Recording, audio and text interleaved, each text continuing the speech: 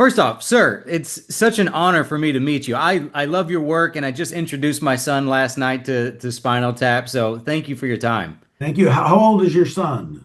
He's 5. I'm just kidding. He's 18. Uh, Did he like it? oh yeah, he loved it. Halfway through the movie, he was like, "Wait, is that Chuck from Better Call Saul?"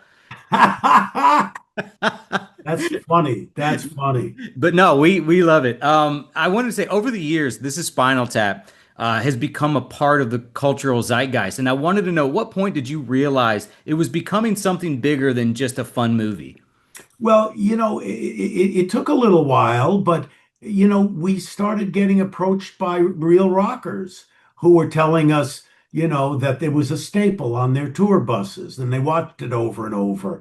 And you heard lines from the film being thrown back at you. These go to 11, fine line between stupid and clever. Those kinds of things were being thrown back at us. And so we started saying, oh, we're kind of like making our way into the lexicon here. And I remember one time I met Sting for the first time, and this is like, ooh, I guess it was 1986, I think it was a couple of years after. And he said, boy, I watched that film over and over again. And every time I see it, I don't know whether to laugh or cry. It's just, it's too real. So we started getting the sense that it was taking hold. But it Now, took a while. It took a while. I know people always bring up, certain jokes, the amps going to 11, things like that, but which joke or scene in Spinal Tap do you think is criminally underrated and you wish people brought it up more often? Well, I don't know how criminally underrated, but my favorite line has always been, there's a fine line between stupid and clever. And it's a line that's told by three people. They pick up on each other. And I just got to I'm going to share this with you just for the hell of it. We wrote a book. I mostly did with the guys, but it's for Simon and Schuster, and it's going to come out at the same time that the sequel will come out. And it's called, A Fine Line Between Stupid and Clever. And you see, it's the making of Spinal Tap, and it's with me and the guys. But the interesting thing is it opens this way, you open it and you can read, right? But then if you flip it over, the other side is called Smell the Book. And that's the history of Spinal Tap. And that's me, Marty DeBerge, interviewing the guys, and you can open it that way. So yeah, there you go. Oh, I can't wait for that. Also, I cannot believe that you've actually made a part two. When I first heard there was a second one coming, I thought it was a prank because it's just some of the like that news is too good to be true. Where did the inspiration come from to finally, make a sequel to Spinal Tap 40 years later? Well, to be completely honest, we never even considered it. We had been approached by so many people saying, do a sequel, do a sequel. We said, no, we've done it. It's in the Library of Congress, it's National Film Registry, it's in the Oxford English Dictionary. No, we're not going to go near it.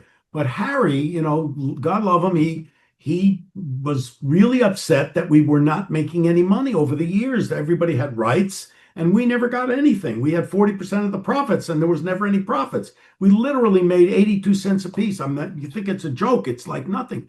But he sued. He decided to sue to get the rights back. He got the rights back.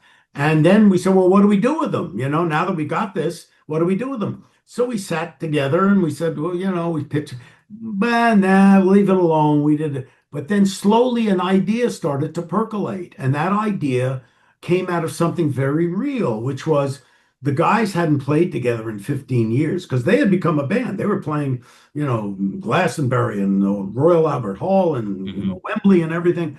And they hadn't played in 15 years. They said, okay, they haven't played together in 15 years. Let's say they haven't spoken to each other in 15 years. There's bad blood between them.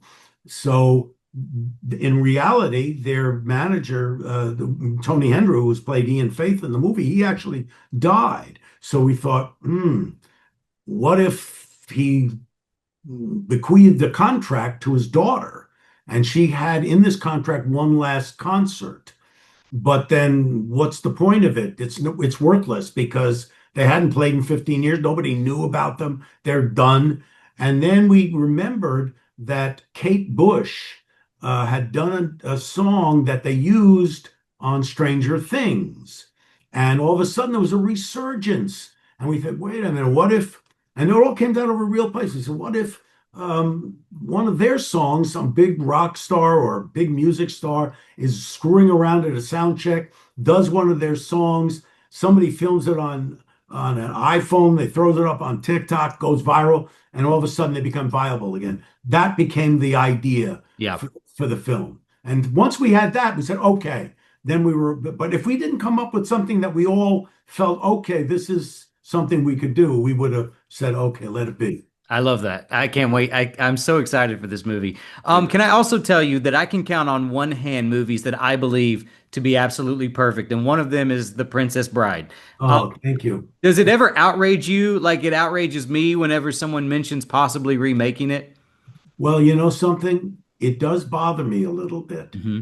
And I'm going to be honest, completely honest. I read something yesterday, and this is something I knew about because I knew that Disney had gotten the rights to do, a musical, Disney live, live theater to do a musical. And I knew about it because at first I met with them. This is many years ago, and Bill Goldman was still alive at the time, and he was okay with the idea of doing a stage musical.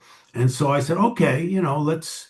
So I met with Mark Shaman, who I've worked with for years. I met with Randy Newman. I met with John Mayer, and they all, said, this is great, but I don't want to go anywhere near this. This is too, you know. And so kind of went away. And then I hear yesterday, now I hope it's great. I want it to be great, but there's another team that I think it's the person who directed Hamilton, and there are a couple of writers, songwriters that are going to do it. And I hope it's good, but it bothers me a little bit because, this was I read every book that Bill Goldman ever wrote, and this was my favorite book that he ever wrote. And I was very good, close friends with him. And when I first met him, he greeted me at the door and said, Princess Bride is my favorite thing that I've ever written. I want it on my tombstone. What are you going to do with it? And I told him I wanted to preserve his book as close to it as possible, which we did. Hmm. And I was close with Bill until he died. I was there. I sat with him 3 or 4 days before he died, and so it just bothers me a little bit. Yeah. It does bother me a little. Like I say, I hope it's great. I want it to be great, but it does bother me a little bit. Well, I rest assured I will just watch your version over and over until I die. So I love it. I've watched that movie dozens of times at this point. Nice. I also want last thing I want to bring up with you is you have made two of the greatest Stephen King adaptations ever. And I want to know, were there ever any King stories you had hoped to adapt, but you just couldn't get off the ground for whatever reason? Well, interestingly, we made, and when at Castle Rock, we made seven Stephen King books. We turned it to movie. We did Dolores Claiborne. Mhm. We did I can't remember Needful Things, Hearts in Atlanta. I can't remember all of them, but we did seven of them, and so there wasn't any that we didn't want to do. And for me, I always wanted to do, I mean, and why I love Stand By Me so much is that it was Stephen King doing something that was atypical of Stephen Mhm. King. He was in a book called Different Seasons, and oh, Shawshank Redemption was another one that we did, one of the best ones we That's did. another one of the perfect movies for me. Yeah, no, That and it's a Stand By great Me, it's it's so a good. great movie, So but good. we picked the ones that are closest to reality. I mean, there's some that are supernatural and so on, but we try to keep them close to reality. And it was interesting when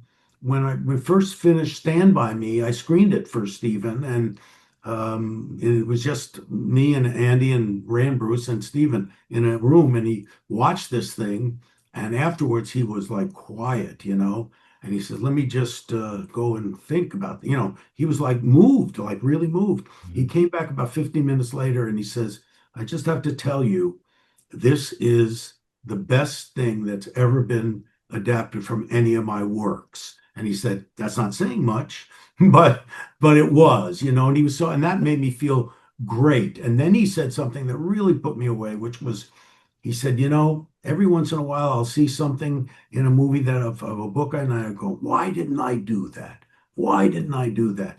And the one thing he said was because I made this story about Gordy, and Gordy, who had this pain in his heart about thinking his father didn't love him, and he didn't cry at his brother's funeral, and the father said, "My, why wasn't it you, Gordy?" And all this stuff. And then at the scene where he's at the when they see the body and he's sitting there with the River Phoenix playing Chris, and he starts to cry, and he says, "My dad didn't love me," and he says, "No, your dad loved you. He just didn't know you." Hmm. And then the older boys come down, and there's a face-off with Kiefer Sutherland, and at that point, Gordy picks up the gun, and in the book, it was Chris Chambers that picked up the gun, and so we changed it because I made it about Gordy becoming feeling good about himself. With the help of his friends, he starts to emerge as his own person. Hmm. And that's the way I felt about making that movie because it was something very different than my father ever would have made. I was breaking away in that way. And so Stephen King said, when you had Gordy pick up that gun, I said, why didn't I have that? Why didn't I do that? And I thought that was cool. That That was is so cool. Thank you so much for your time, sir. This is it's such a treat for me to get to talk to you. Thank you very much. Thank you. Nice to see you.